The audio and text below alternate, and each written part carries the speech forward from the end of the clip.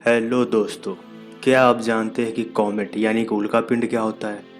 जी हाँ, वही उल्कापिंड जो 29 अप्रैल 2020 को पृथ्वी के पास से गुजरा था। और क्या आप ये जानते हैं कि सूरज की रोशनी हमें दिन में सफ़ेद दिखाई देती है, जबकि वही रोशनी शाम और सुबह को हमें लाल दिखाई देती है। और क्या आप ये जानते हैं कि रोड पर बने इन सफ़ेद पट्टियों और ब्रोकन पट्टियों का क्या मतलब है? तो चलिए सभी चीज़ों को डिटेल में जानते हैं। दोस्तों, क्या आप जानते हैं कि सोलर सिस्टम के बाहरी हिस्से के काफ़ी आगे, सूर्य के एटमॉस्फेयर के आखिरी भाग से भी परे, जहां हम कुछ नहीं देख सकते, एक्चुअली हम उतनी दूर तक देख ही नहीं सकते, लेकिन कभी कभी वहां से हमारे पास मैसेंजर आते हैं जो ज़िंदगी को ख़त्म कर सकते हैं, जिन्हें हम कॉमेट यानी कि उल्कापिंड कहते हैं। जी हाँ, वही उल्कापिंड जिसके बारे में आपने सुना होगा कि 29 अप्रैल 2020 को पृथ्वी के पास से गुजरेगा। सबसे पहले मैं आपको ये बता दूं कि कॉमेट यानी कि उल्कापिंड होते क्या हैं। एक्चुअली उल्कापिंड बहुत बड़े स्पेस डस्ट के स्नोबॉल होते हैं जो बर्फ के बड़े विशाल गोले होते हैं, जिनके अंदर रॉक्स, चट्टानें, धूल वगैरह वगैरह भरी होती है। और इनके अंदर तकरीबन 50% तक पानी होता है। इन्हीं बर्फीली गैस के टुकड़ों को हम कॉमेट यानी कि उल्कापिंड कहते हैं, जो कभी कभी हमारे सोलर सिस्टम में आ जाते हैं। तो चलिए मैं आपको इन उल्कापिंडों के बारे में कुछ और बातें बताता हूँ। दरअसल उल्कापिंड दो तरह के होते हैं। पहला शॉर्ट पीरियड कॉमेट एंड दूसरा लॉन्ग पीरियड कॉमेट। जो शॉर्ट पीरियड कॉमेट होता है वो काइपर बेल्ट से आता है, जो कि हमारे प्लैनेट के काफ़ी आगे होता है। ये 200 साल या उससे भी कम समय में आते हैं। और जो दूसरा कॉमेट है लॉन्ग पीरियड कॉमेट, ये हर 1000 साल या 2000 साल में आता है। यह थोड़ा रहस्यमयी होता है। इनकी खास बात यह है कि ये हर दिशा में हर जगह गिर सकते हैं। इससे पता चलता है कि ये काफ़ी दूर से आते हैं, और इससे ये भी पता चलता है कि ये काफ़ी खतरनाक होते हैं।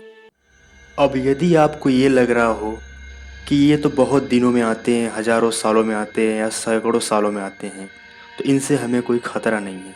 अगर आप ऐसा सोच रहे हैं तो आप गलत सोच रहे हैं। एक्चुअली ये कॉमेट हमेशा आते रहते हैं, लेकिन ये हमें तभी दिखाई देते हैं जब ये हमारे सौर मंडल में प्रवेश करते हैं। और आपको जानकर हैरानी होगी कि इन कॉमेट्स का एक बहुत बड़ा भंडार है, जो कि हमारे सौर मंडल के बाहरी छोर पे मंडरा रहा है।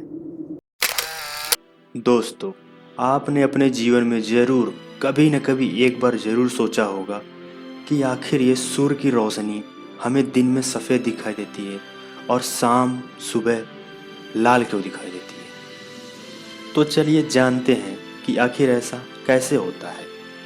फ्रेंड्स, जब सूरज दोपहर में हमारे सर के ऊपर होता है तो इसकी किरणों को वायुमंडल की अपेक्षाकृत पतली परत से गुजरना पड़ता है, और ऐसे में रोशनी की थोड़ी किरणें छितराती हैं और हमें तब सफ़ेद सी रोशनी दिखती है। लेकिन सूरज के ढलने और सूरज के उगने के वक्त जो सन की किरणें होती हैं वो एक ओर से पृथ्वी पर पड़ती हैं, तब सूर्य की किरणों को वायुमंडल की ज़्यादा मोटी परत से गुजरना पड़ता है। और आपको तो पता ही होगा कि सूरज की किरणें रंगों का समूह होती है, जिस वजह से इसकी नीली और हरी रोशनी छितरा जाती है और बचती है सिर्फ लाल।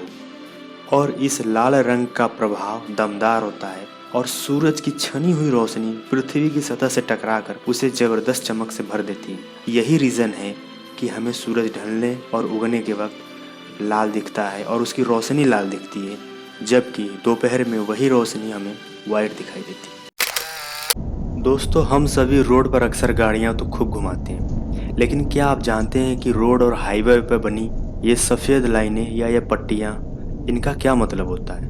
तो चलिए जानते हैं कि आखिर इनका मतलब क्या होता है। दोस्तों, अगर आपको रोड के बीच में सॉलिड लाइन दिखाई दे तो इसका मतलब ये है कि आप इस रोड पर ओवरटेक नहीं कर सकते और इस लाइन को क्रॉस करके दूसरी तरफ नहीं जा सकते। और यदि आपको रोड के बीच में ब्रेक सॉलिड लाइन दिखाई दे तो इसका मतलब है कि आप रोड पर ओवरटेक कर सकते हैं, यदि आपको सामने वाला रास्ता दे तब।